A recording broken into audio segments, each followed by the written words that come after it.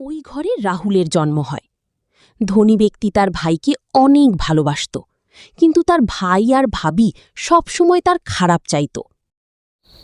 ওর বুঝা দরকার, এই বিশাল সম্পত্তি একদিন সব ওর হবে, কিন্তু ওর এই ঘর বাড়ি নিয়ে কোনো চিন্তাই নাই।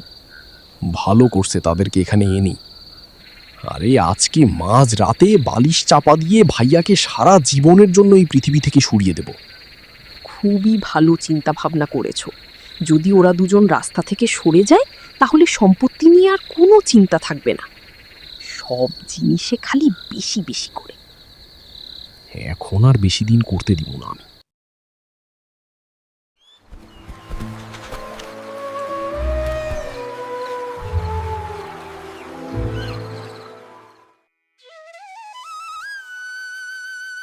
কিছুদিন হয়ে গেছে, করিম আর তানিয়া ধনী ব্যক্তিদের বাড়িতে থাকতাছে। তাদের দিনকাল অনেক ভালোই কাটতাছিল, কিন্তু মাঝে মাঝে আকাশের মার খোঁচা দেওয়া কথাগুলো করিম আর তানিয়ার অনেক খারাপ লাগত।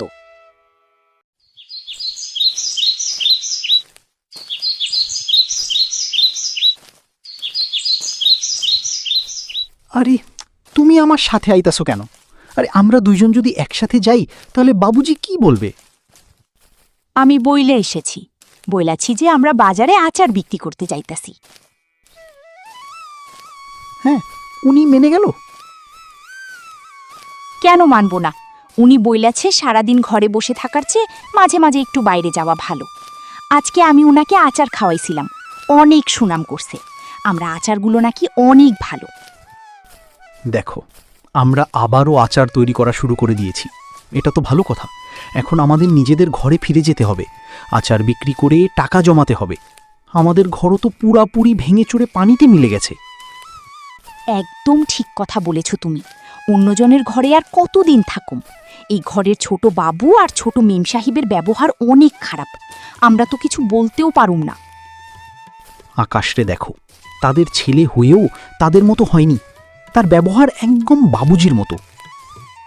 বাবুজি তো একদম মাটির মানুষ, তার মতো ভালো মানুষ কেউ না। যদি উনি আমাদের জায়গা না দিত তাহলে তো আমরা অনেক বড় বিপদে পড়ে যাইতাম। ঠিক বলতেছো তানিয়া, উনি অনেক ভালো মানুষ। আজকে সকালে ছোট মেম সাহেব আমাকে বলে কি আমরা লোভে পড়ে এখানে আছি, অন্যদের ঘরে থাকতাছি, আমাদের কোনো শরম নেই, আরও কি কি না বলেছে। আরে এখন এমন কথা শুনতে ভালো লাগে না।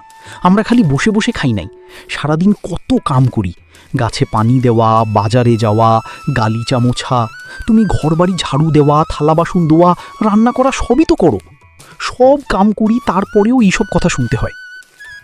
তাদের এসব চোখে পড়ে না, তাদের মনের ভিতর তো খালি খারাপ আর খারাপ। ছাড়ো এইসব কথা, আমরা তো জানি সত্যিটা কি। চলো, এখন আমরা বাজারের কাছাকাছি চলে এসেছি। কথা বলতে বলতে কখন চলে এসেছি কিছুই বুঝতে পারলাম না।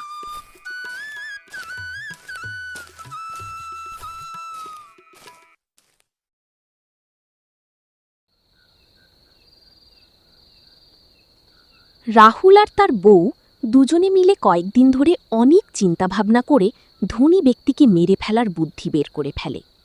তাদের একটাই চিন্তাভাবনা ছিল, ধনী ব্যক্তিকে মেরে তার সকল সসম্পত্তি নিজেদের নামে করে নেওয়া। একটা কথা ভাবতাছি গো, ভাইয়া যদি অনেক জোরে চিল্লায় তাহলে তো আমরা ধরা পড়ে যাব। তখন কি হবে? তখন তো আমরা বিপদে পড়ে যাব। আরে না না, তেমন কিছু হবে না। ভাইয়া প্রতিদিন ওষুধ খায়, আজও খেয়েছিল। আজকের শুধু আমি দিয়েছিলাম।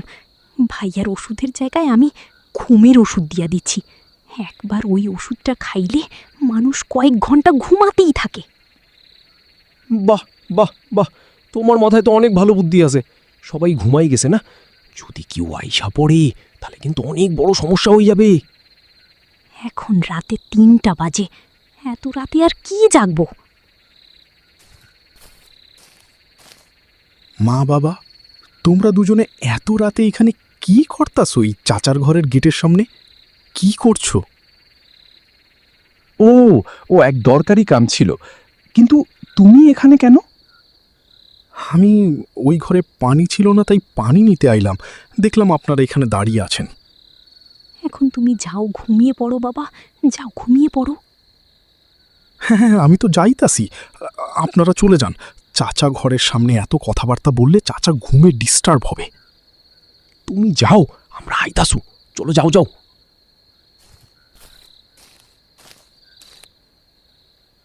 আজকে আর কিছু হবে না মনে হয়।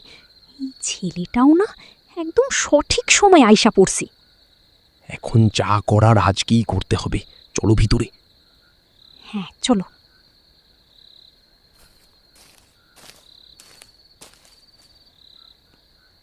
দেখো ভাইয়া পুরোপুরি ঘুমের মধ্যে আছে।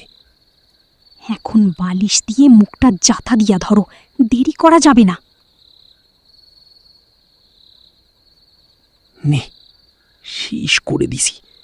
গ্রামের মানুষের জন্য ভরসা ধনী ব্যক্তি আমার ভাই শেষ হয়ে গেছে। চলো এখন এখান থেকে চলো, এদিকে বেশিক্ষণ থাকলে বিপদে পড়ে যাবো। চলো চলো, ঘরে গিয়ে কথা বলি।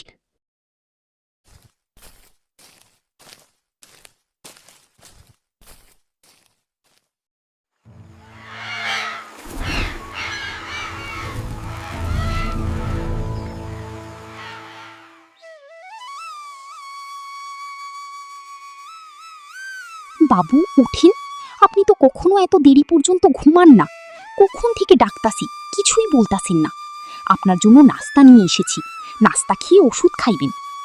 এখন পর্যন্ত উঠতাছি না কেন? শরীরে একটু হাত দিয়া দেখি তো।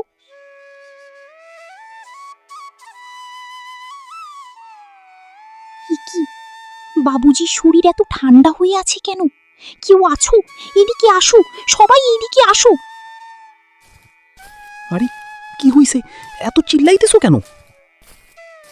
আরে বাবুজি, উঠতাছি না। শরীরে হাত দিয়ে দেখো, শরীর অনেক ঠান্ডা হয়ে গেছে। এ কি বলছো? কালকে রাত পর্যন্ত তো ঠিকই ছিল, হঠাৎ করে কি হয়ে গেল? ভাইয়া, আপনার কি হয়ে গেল? এখন ভাইয়া বলে কাকে ডাকুম? দেখো, এই দুইজন শয়তানে ভাইয়াকে মেরে ফেলেছে। আরে আরে, আপনি কি বলতেছেন? উনি আমাদের জন্য অনেক ভালো মানুষ ছিলেন, আমরা ওনাকে কিছু করতে পারেন? এমন মিছা কথা বলবেন না। তোমরা দুজন সব সময় ওনার সাথে থাকতে, তোমরা দুজনে ওনাকে মেরেছো। আমরা বাবুজিরে কিছু করি নাই, আপনি আমাদের উপর মিথ্যা অভিযোগ দিতাছেন। আরে কি কি হইছে? এত চিল্লাচিল্লি করতাছো কেন? এই দুই শয়তান ওনাকে মেরে ফেলেছে, আমরা এদেরকে ছাড়ুম না। হে কি বলতাছো মা? আমার চাচার কিছু হতে পারে না। ওনাকে ছাড়া আমি কিভাবে থাকুম? উনি তো আমার জীবন। আমি ওনাকে না জিজ্ঞেস করে কিছু করতাম না। চাচা চাচা চাচা! পুলিশরে ডাক দে, ওরা তোর চাচাকে মেরে ফেলেছে। বিশ্বাস করেন, আমরা কিচ্ছু করিনি। আমাদের নামে মিথ্যা বদনাম দিবেন না। আমি থানায় যাইতাছি। যদি সত্যি ওরা আমার চাচাকে মেরে থাকে তাহলে ওদের অবস্থা খারাপ হয়ে যাবে। আমি নিজে মারুম ওদেরকে।